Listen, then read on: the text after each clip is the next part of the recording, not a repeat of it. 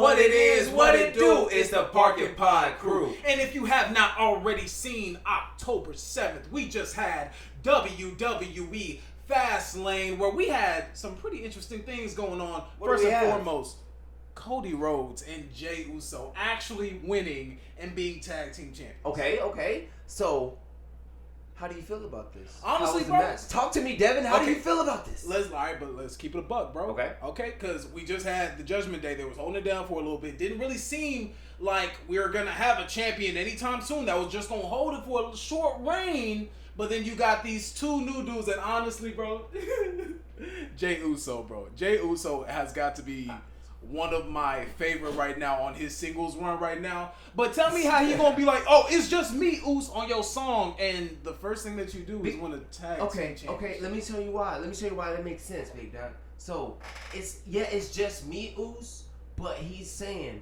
it's just me that's about to come dethrone and become the new tribal chief. Because you have two of Roman Reigns' top enemies as the tag team champions, bro.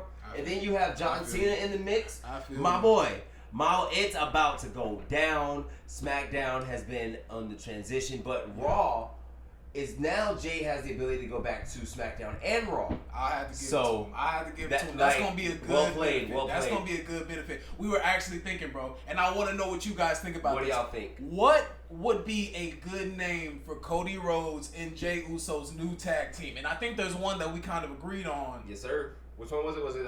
It was American Uso. American Uso. Y'all let me know what y'all think, bro. Hashtag American Uso. Run it up, guys. Put it in the comments. But outside of that, we actually did have some more stuff going on, bro. We got a return. And I'm going to need y'all to go to our TikTok, ParkAndPod. Please. Check out the TikTok. Because Subscribe. I called it. We were having a return with LWO. And we had the king of the backstabber, Carlito, making his return, bro. In the face of people who don't want to be cool. And honestly, bro, the backstabber, he looks good, bro. And you've been calling for Carlito to come back for a while. I've been calling for bro. Even at the start, because I remember like one of our first episodes, you actually pitched for Carlito to be the leader of LWO. Oh, you remember when we were doing the Platinum? Exactly. So let me reinstate it. Just because I need my timestamps. Carlito is actually going to end up taking Rey Mysterio out of the LWO.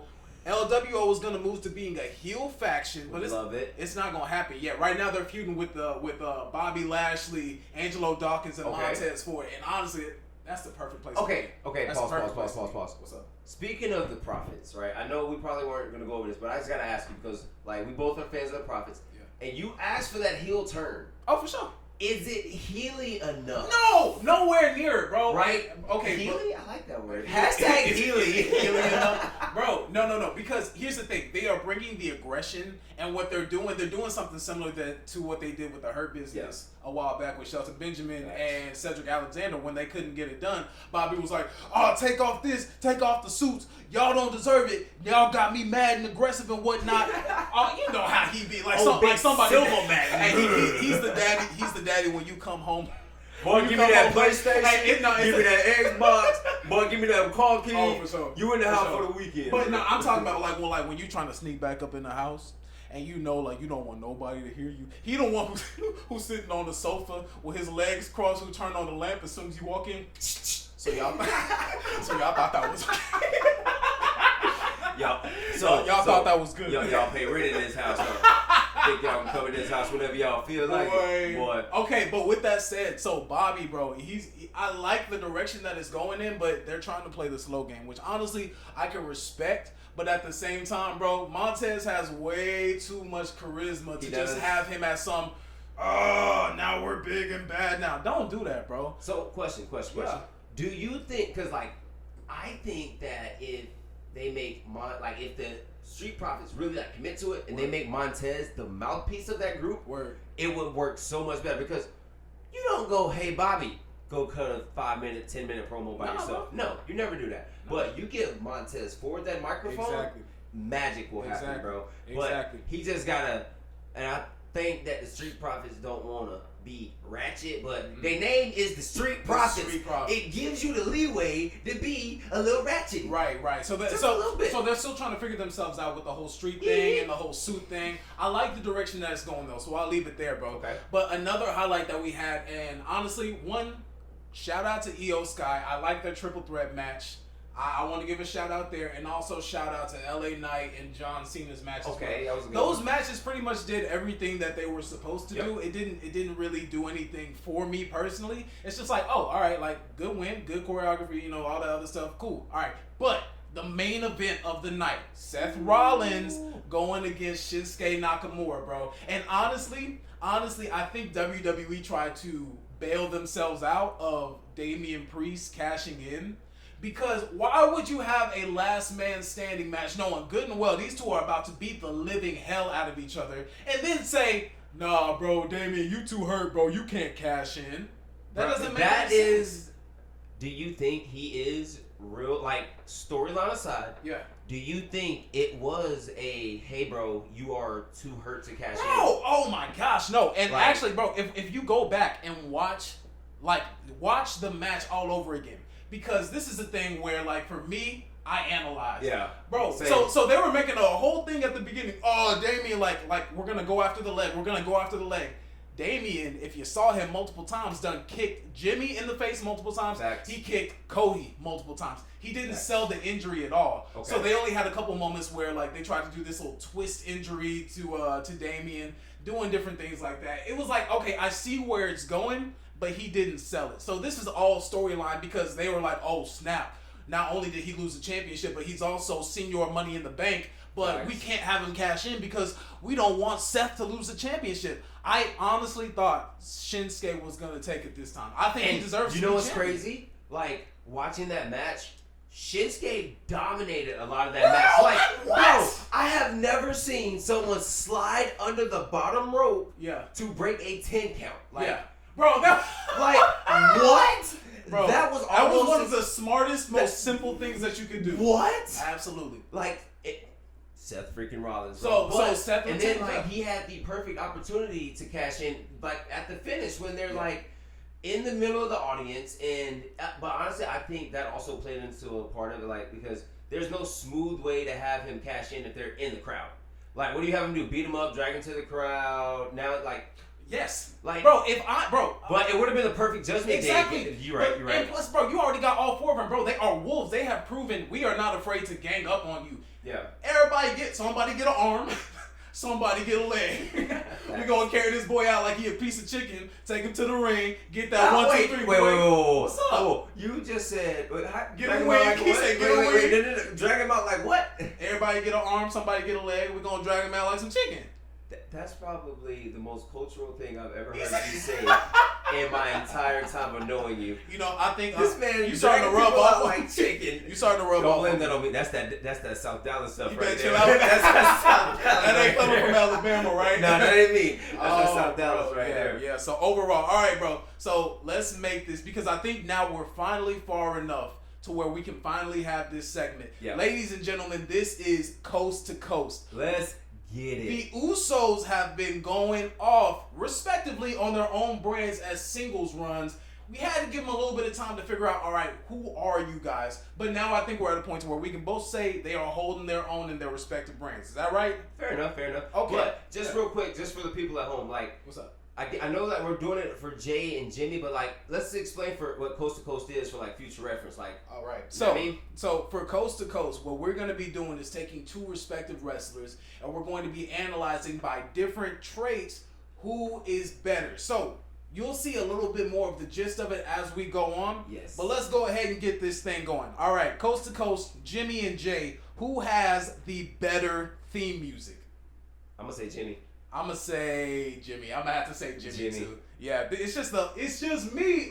I can't. No. Like it's alright. Oh, bro, that is iconic, bro. Grew on me. When I knew it was the better one was when John Cena was like in the ring and it hit, and I was like, "Who is that?" Yeah, and I was like, "Oh snap, that's Jimmy!" But he went a whole different direction with the music too. He did. You know, he the one who makes the music though. Bro, come on. You know he's the one. There's a difference between I don't even know the words, but just me, Oos. Exactly. Like anyway. Somebody told him to say that. All right, what you got next, Deb? Next one. Who does better promo work? Oh, I'm gonna say Jimmy again. Bro. I'm gonna say Jimmy. Yeah, you know what? I gotta go. Every iconic. He's officially. Jimmy. He's funny though. He's funny. He's serious. He can deliver like I'm gonna beat your butt promo. Like he is. He's legit, bro. It's every single time that he tries to go for the high five with Solo, and Solo just walks off. He's not about it. He's not about it. All right, next one we got who has better promo work? Isn't that the same? You just asked that one. Oh no, yeah, I already said that one. Okay, who's on the better singles run? Better singles run? Yeah. I mean. Are they on a singles run? I mean Jimmy's back with the bloodline. Who's doing better? Okay, then I would say Jay. I would also say Jay. I would also say Jay. All right, next one. Who gets the better crowd reaction? Jay. Bro, he has a whole bunch of people doing this thing. Yeah, but that's always been him. Jay gets the better pop. I think he gets a better pop because he's getting the cheers. I might have to go Jimmy. Okay. I might have to go Jimmy. All right, who's the better team between Jimmy and Solo or Jay and Cody? Have you seen that new finisher, Jay and Cody? Bro, the finisher. Oh my god. Jay and Cody, the 1D with the Cody cutter at the same time.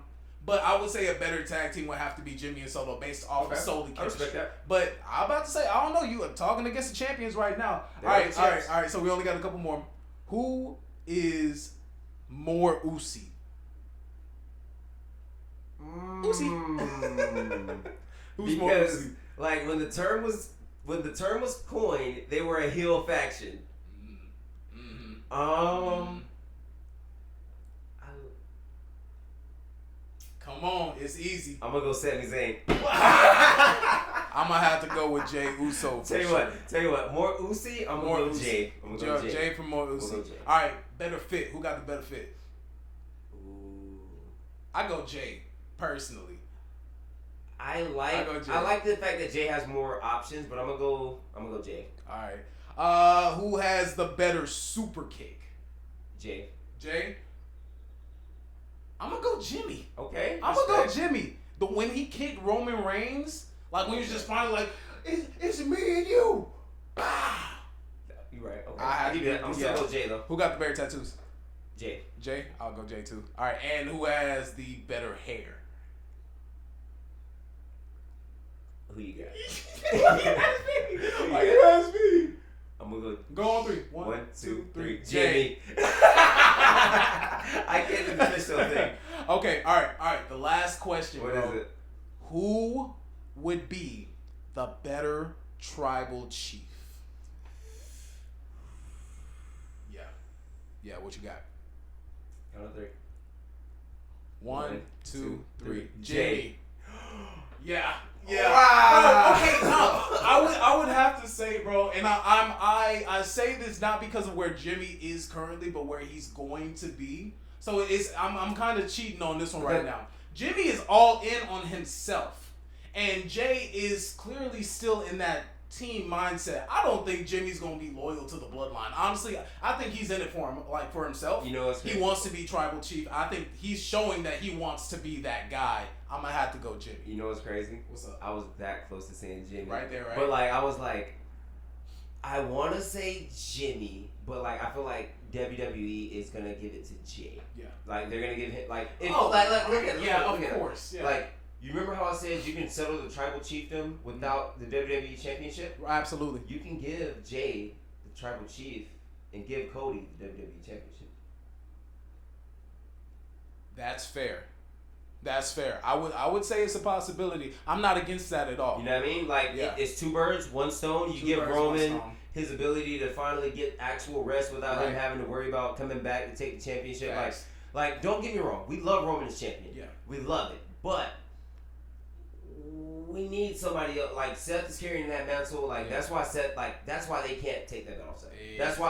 That's why they can't cash it in, because if you lose Seth, Roman's barely there. Who's your real champion? They got a lot to figure out. So you gotta ease the tribal chiefship off of Roman. You gotta ease the belt off of Roman. Yeah. Until then, Seth can't go have that back operation. Like, but he's gonna be holding down. Put it like that, and not to mention that Cell just went through, which is why you're probably seeing all these championships and everything change hands. Yeah. All right. You guys let us know what you think, bro. This has been Coast to Coast for ParkAndPod. Yes, sir. And I think it's about that time that we go ahead and make a gear shift over to football with a little bit about them birds and the boys. But before we do that, let's just take a second to recharge our battery and thank our sponsors. This podcast is being brought to you by absolutely no one. If you would like to become an official sponsor of ParkAndPod, please submit your applications to this email address. Now that we are back from paying all of those bills, welcome back, guys. It is time for Boys and the Birds, and we are about to get into some Sunday night football this NFL season. Devin Taylor, me co-host in your Dallas Cowboy black. Speaking of that black jersey, if they came out in an all-black unit, it would be sick. Boy. But let's stick to the point right now. Let's stick to the point. How do you feel with your Dallas Cowboys going into Santa Clara, California to play those San Francisco 49ers? How do you feel? Levi Stadium. Sunday night football. Dak Prescott. Brock Purdy. All the way. CeeDee Lamb. All day. Deebo Samuel. More players. Somebody else at receiver for Dallas. Brandon Ayuk. Dallas is tight end. You not know my team? Kittle. Micah Parsons. Nicholas John Bosa. Brandon Let's Cooks, Michael Gallup. I'm just saying, as an Eagles fan, I refuse to respect any other receivers besides CeeDee Lamb. Let's get to work. How you feel about going into this game? Honestly, I think with everything that you just said, I'm going to have to go ahead and take this off because now this is getting personal. All right, bro. Let's keep it a buck because I think everybody wants to know. How does Devin feel about the game against Arizona? It's the elephant in the room. Everybody asked you about that, Skip Bayless. We asked you about San Francisco. But we have to start there, bro, because look, we've been talking about how is this game against San Francisco. We were talking about that at the very beginning of the season. So this we're here. Cowboys Nation, we gotta ride this. We gotta be ready for this, okay? Christian McCaffrey has been going off. Pause. Did you say we gotta ride this? I hate you so much. We gotta be ready for this, y'all. We gotta get ready. Christian McCaffrey has been going off. Brock Purdy ain't lost a game in the regular season. Deebo Samuel is back. George Kittle is available. Brandon Ayuk just came back, had a monster game last week. So how do I feel as a Cowboys fan? So how do you feel? Do you want to know how I really feel as a Cowboys fan? Yes, we want to know. Ain't nobody worried about no Christian McCaffrey. Ain't nobody worried about no Brock Purdy. Ain't nobody worried about no George Kittle. Ain't nobody worried about the rest of their team. When it comes to my Cowboys, bro, Micah Parsons, as long as he's healthy, which honestly last week he had me a little nervous. He's been gimpy all season, bro. He refuses to get out of the game, and it genuinely pisses me off. He should have came out of the game. Devin with a bad word. That's how you know he mean business. Pissed off? Did I say something I wasn't supposed to say? I'll tell your mom. Don't get me in trouble now. As you were saying. Okay, bro. Second quarter of last game against the Patriots, that's when he started limping. That's when he should have said, like, all right, bro, it's been real. We already got this game looking pretty good. Let me go ahead and either start transitioning my way out of the game. He is a dog, bro. He is a lion. He refuses to come out of the game. And I respect it, but at the same time, as a Cowboys fan, it scares the living crap out of me, bro. Now, question. Do you watch Micah's podcast? I do. So, do you remember when he was like, I don't know why they had Daniel Jones in the game. They was getting blown out, yada, yada, hibbity, hoopla. Why is he in the game if they're doing the same blowing out? Well, because one is kind of out of a pride thing, and the other one is more so like, all right, this guy is actually, we might lose our starting quarterback for no reason here. But like, you might lose your star player for no reason. If let it be known that I'm not a fan of it, but one is a coaching decision and the other one is a player decision. You think Daniel Jones out there saying... overrides who? You think the coaching overrides the player most times. So you got a gimpy Micah up by 30 in the fourth quarter. Yeah. So why are you on the field? I'm not a fan of it. I wish somebody would have talked some sense. I don't know what the coaching staff is doing. I'm just trying to get you riled up. I know, right? But let me not get away from the point, bro. This is about to be literally the defining game of the entire season, and it's only going to be week 5. The game against the Cardinals, which is the reason why I bring this up, bro. We got humbled, and it was the best thing that could have happened to us. I agree with that. The Eagles, the Cowboys, and the 49ers have been the 3 most talked about teams in the NFC as far as who's going to be the one to come out on top in the NFC. And I love what the Cowboys are doing, but at the same time, we're not a team that thrives in the limelight.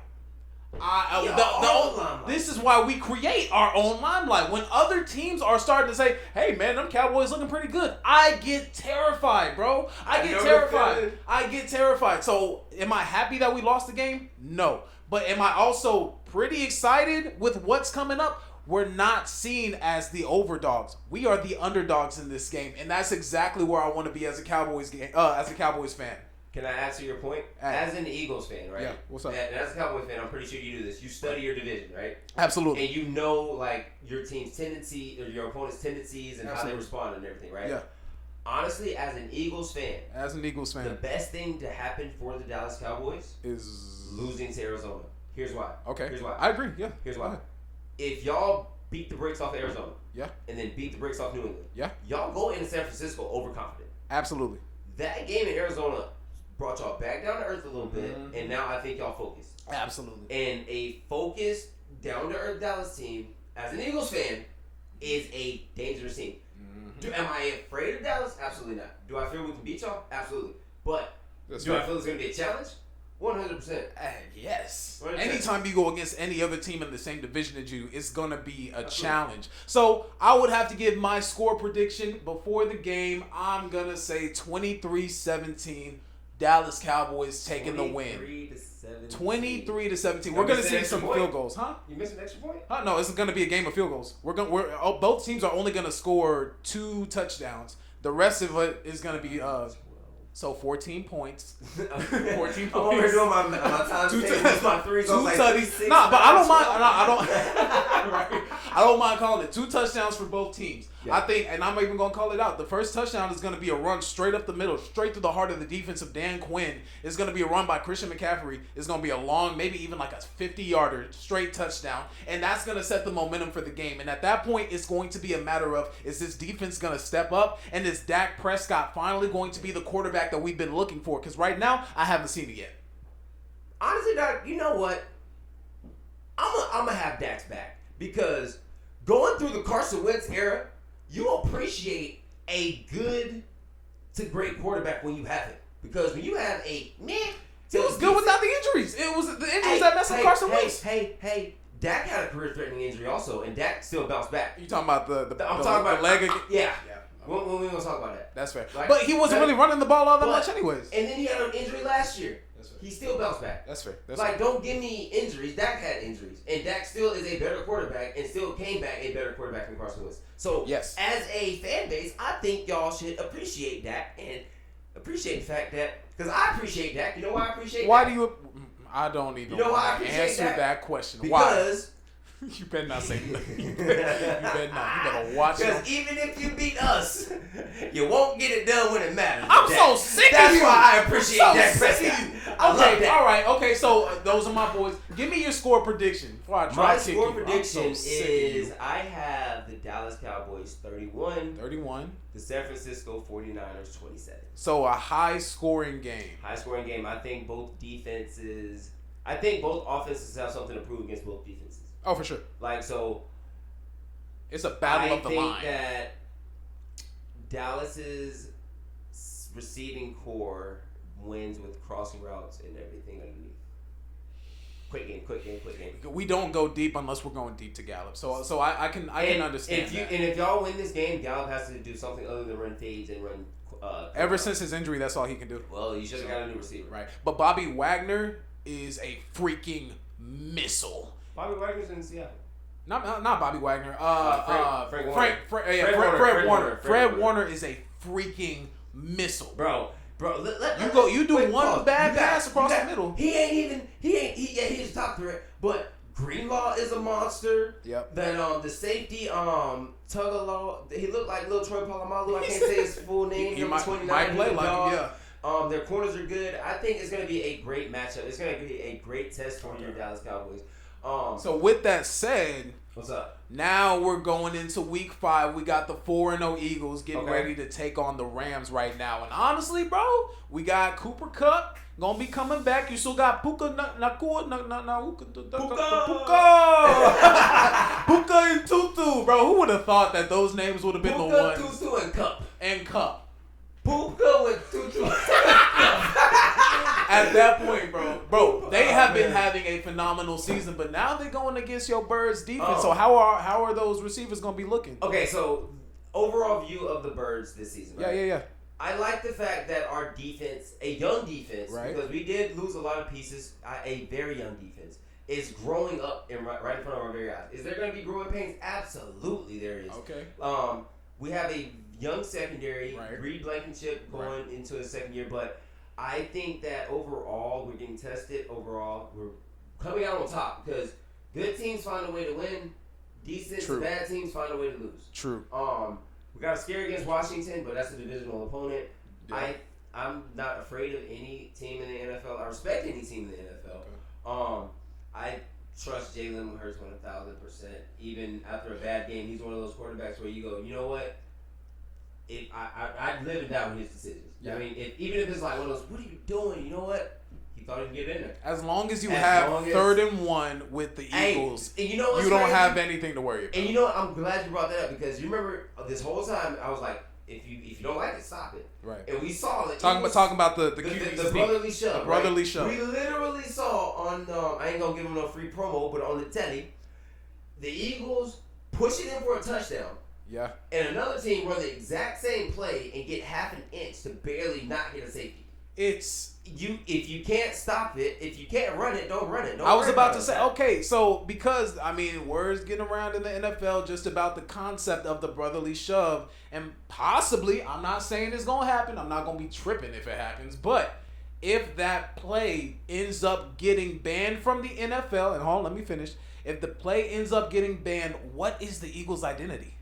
The Eagles' identity is still a team that'll punch you in the mouth with the football on the ground, and a team that if you somehow dare to play man-to-man on A.J. Brown and Devontae Smith, who will cut you through the air. I'm not so bad. I've never been that QB sneak. We're just really, really good at it, bro. A.J. Brown and the slants piss me off because of how successful it always is.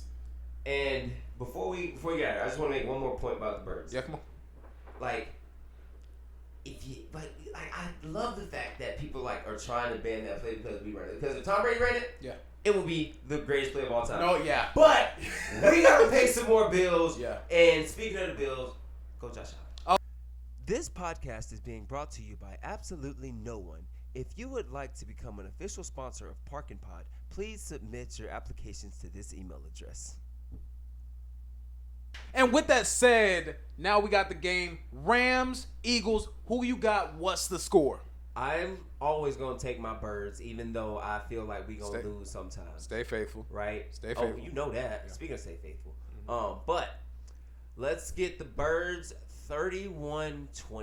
That was actually really close to the score that I was going to say. 31 Birds. Because I'm actually going to go 31-14 Birds. Okay. I'm going to have to go. Because, I want y'all to get as many wins as y'all can. Just rack them up. Because the moment that y'all play us, there's nothing more that I want as a Cowboys fan to be the one to turn that 0 into a 1. See, here's the thing. Here's the thing about Eagles fans, right? We honestly don't care about the regular season. I'm so sick of it. Here's the thing. It's about just getting to the playoffs. I'm sick. We can get to the playoffs at 9-7. We can get to the playoffs at 18-1. Every game whatever matters. it is. Every game does count. But for us, genuinely, we just care about playing in January and February. We can lose to y'all twice as long as we make the playoffs. Will it hurt? Absolutely. But as long as we in the dance and we have a chance to go compete for a Lombardi, we don't care about the regular season. I think there's something more when you have the rivalry, though. Do I want to win that game? Yeah. You damn right I do. Yeah. But at the end of the day, if you go, hey, bro, what's more important, sweeping Dallas or making the playoffs? Man, Dallas can win them two bullshit games. I want to sweep y'all and make it to the playoffs. I want to break y'all hearts 3 times in a row. That's the Dallas thing. You want to have your cake and eat it too. You want to miss the playoffs and win Super Bowls. Absolutely. You want to not win Super Bowls. Diabetes, all the shit. cupcakes, it don't make sense. Brownies, ice cream. I want it all. See, you can't have man. Happy birthday, Jerry Jones. Oh man. Hey, make sure y'all follow, subscribe on ParkAndPod. And comment.